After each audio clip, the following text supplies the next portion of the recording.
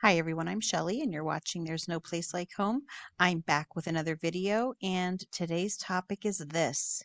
He will not delay.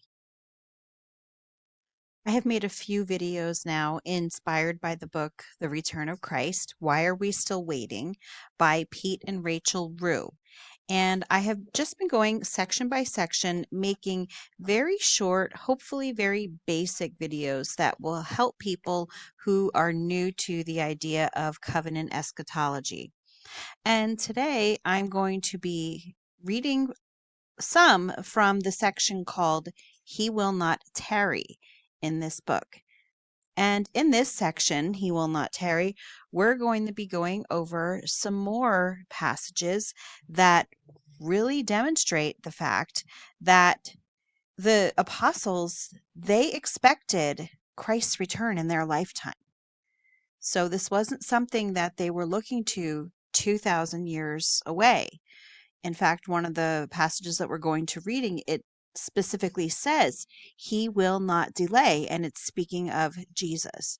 And so I'm hoping that you will understand the urgency in some of these passages and why we need to take them seriously. Let's start out with the first one. 1 Corinthians 7:26-31. I think that in view of the present distress, it is good for a person to remain as he is. Are you bound to a wife? Do not seek to be free. Are you free from a wife? Do not seek a wife. But if you do marry, you have not sinned. And if a betrothed woman marries, she has not sinned. Yet those who marry will have worldly troubles, and I would spare you that. This is what I mean, brothers. The appointed time has grown very short. From now on, let those who have wives live as though they had none, and those who mourn as though they were not mourning, and those who rejoice as though they were not rejoicing, and those who buy as though they had no goods, and those who deal with the world as though they had no dealings with it. For the present form of this world is passing away. It is very, very clear in these words that Paul wrote to the Corinthians that, first of all, they were going through distress. They were going through tribulation. They were going through troubles, persecution. It's possible that a famine was happening during this time. Now, I respect my pastor very, very much, but he recently did a sermon about this passage, and in his view, Paul was saying that marriage is always, or sorry, being single is always better than being married. That was his view. And he was saying that being married is not bad, but that it is better to be unmarried because then you can focus on Christ instead of on your spouse. And in my point of view, if you understand audience relevance and the fact that Paul was writing to the Corinthians, and the one of the very first things that he said regarding this was in view of the present distress. He was talking about times that they were going through at that point in time. Now, if we go down to verse 29, I find this very interesting. He says, "This is what I mean, brothers. The appointed time has grown very short." And that made me think of Daniel 10:1. Daniel 10:1 says, "In the third year of Cyrus, king of Persia, a word was revealed to Daniel, who was named Belteshazzar. And the word was true, and it was a great conflict. And he understood the word and had understanding of the vision."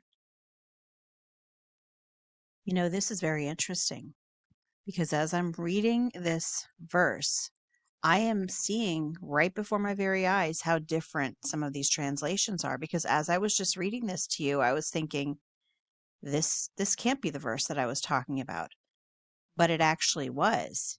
And the English Standard Version left out the part about this being about an appointed time that was far off. So we'll go down to the King James Bible, and I'm going to go into the original Hebrew and see if that actually mentions the appointed time, because now I'm curious. In the third year of Cyrus, king of Persia, a message was revealed to Daniel, whose name was called Belteshazzar. The message was true, but the appointed time was long, and he understood the message and had understanding of the vision. Isn't it interesting that I know I'm going on a tangent, but this was a New King James that I just read, but this mentions the appointed time. The King James says the time appointed, yet there is nothing in the English Standard Version about that. So let me go to the Hebrew. See, this is how my mind works. I have to check these things out. Okay, the mystery deepens. So we're here in the Hebrew, and I don't see anything about the appointed time here either. And I'm thinking, why would they just randomly put something about the appointed time, which carries great significance, into Daniel 10:1 if it's not supposed to be in there? So then I decided, okay, I'm going to, because I actually paused it and checked this out first so I wouldn't waste your time. Interlinear though, now I'm on the interlinear, and what do you see? But the appointed time. So the appointed time is mentioned in the interlinear, but it is not mentioned if you just click onto the Hebrew. And let's see, this one it is, but the appointed time. Yeah, I took you on a rabbit trail. Anyway, my point is that it's just, I find it very strange. But because if you go on the Hebrew, there's nothing here at all about the appointed time. And it concerned a great conflict, and the understanding of the message was given to him in a vision. Okay, my point is that, so in Daniel 10:1, it's talking about an appointed time that is far off in the future. And then here in verse 29, Paul is saying the appointed time has grown very short. Now, I'm wondering, does that have a connection? I don't know. Anyway, I'm hoping I didn't lose you. I had to go over that with you right away just to show that sometimes I discover things even as I'm making these videos. Well, let's get back to these verses. 1 Corinthians 10:11. Now these things happened to them as an example, but they were written down for our instruction, on whom the end of the ages has come. So Paul is telling them that the end of the ages is on them, and that things were written down for their instruction because they were in the end of the ages. Hebrews 9:26. For then he would have had to suffer repeatedly since the foundation of the world. But as it is, he has appeared once for all at the end of the ages to put away sin by the sacrifice of himself. It's talking about the time that Jesus was crucified during his ministry. It's calling that the end of the ages. Hebrews 10:25. Not neglecting to meet together, as is the habit of some, but encouraging one another, and all the more as you see the day drawing near. So the author of Hebrews is telling the people, you need to keep meeting together because the time is soon coming. It is soon going to be happening. And then he reiterates this again in Hebrews 10:37. For yet a little while, and the coming one will come and will not delay. Do we know what that means, not to delay? It means that it's going to be happening very, very quickly. It means that there's not going to be a postponement or an extended gap. There's no delay. In fact, if you actually go into the Greek, it is in just a very little while. So not just a little while, it's a very little while. The one coming will come and will not delay. James 5:8-9. You also be patient. Establish your hearts, for the coming of the Lord is at hand. Do not grumble against one another, brothers, so that you may not be judged. Behold, the judge is standing at the door. So here James is telling them the coming of the Lord is at hand. Do you know what at hand means? It means really soon. And then he says the judge is standing at the door. This is a sense of imminence, not imminence as in what people like to pretend that it means and say, oh, it just means sure to happen. That's not what imminent means. Imminent means soon.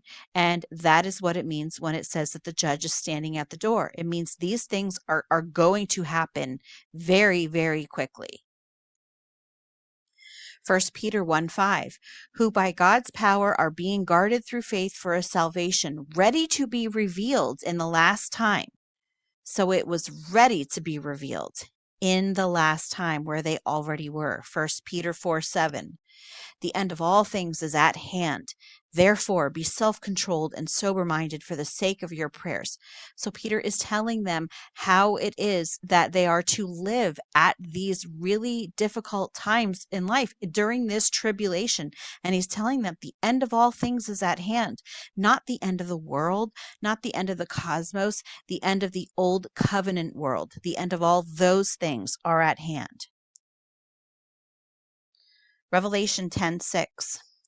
And swore by him who lives forever and ever, who created heaven and what is in it, the earth and what is in it, and the sea and what is in it, that there would be no more delay. So here it is an angel who swears by him, swears by Jesus, who lives forever and ever, that there will be no more delay. Now, this is why audience relevance is so important. These timing statements alone should help you to understand who the Bible was written to. It was written to the people who were living at that time period. If you were reading a fiction book and if one of the characters said that something was going to happen soon, would you think that they meant it? Or would you think that they were talking about something that was going to happen thousands of years later? Audience relevance just means that you need to consider what the words meant to the people that they were originally written or spoken to. And that's coming from the return of Christ. Why are we still waiting? You will not get a full understanding, a correct understanding of Scripture without realizing that the Bible was not written to us.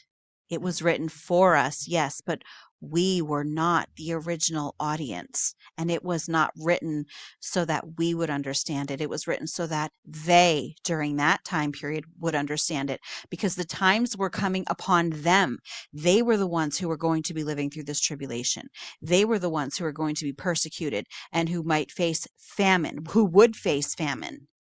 They were the ones that the end of the ages had come upon. So yes, of course, they were the ones that needed to understand what was being written, not us. And if we go back to the first passage that I shared with you from 1 Corinthians 7:26-31, I'm going to read to you from the book, Why Are We Still Waiting? It says, the New Testament writers clearly expected the end to be near 2,000 years ago. In 1 Corinthians 7, Paul urged them not to get married or to live as though they were not because the time was short and the world was passing away. The apostles, they changed their lives, the ways that they were living. There were so many, it wasn't even just about marriage. There were so many instructions that the followers of Jesus who were living during this apostolic age, they were told how to live. They were told not to get drunk.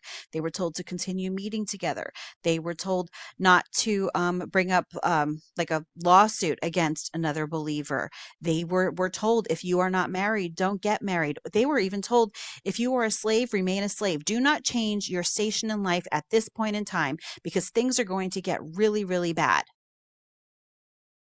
So this was talking to them. And so at the bottom of page 8, it says, could something be imminent or about to happen 2,000 years ago and still be imminent today? I'm going to answer that. I'm going to say no.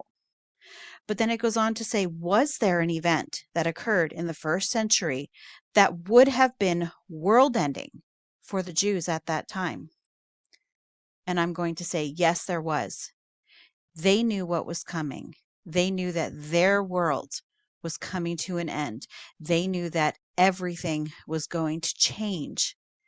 And we, as believers, 2,000 years later, I find it sad that we don't understand, well, at least not all of us, that Jesus, he kept all of his promises. He did everything that he said that he would do when he said that he would do it. And we have believers fighting tooth and nail to say, no, he didn't. No, he didn't. He didn't come back yet, even though he said multiple times that he was going to come soon and that it was near. There would be no more delay. He is at the door. Friends, brothers and sisters, please, I beg you, believe Jesus. Believe the Bible. I know that most of us have been taught differently in church, but and I know that our pastors are well-meaning. Well, many of them are well-meaning, but when it comes down to it, we've got to take the words of Christ seriously, no matter what the repercussions may be. That's all that I have for you today. If you like this video, give it a thumbs up. If you haven't subscribed and would like to hear more of what I have to say, I would love if you would do that. If you have any questions or comments, you can leave them down below. And if you like my work and would like to become a channel member, I will leave a link in the description box for that as well, or you can just click on it right on my channel page. And I hope you have a great day.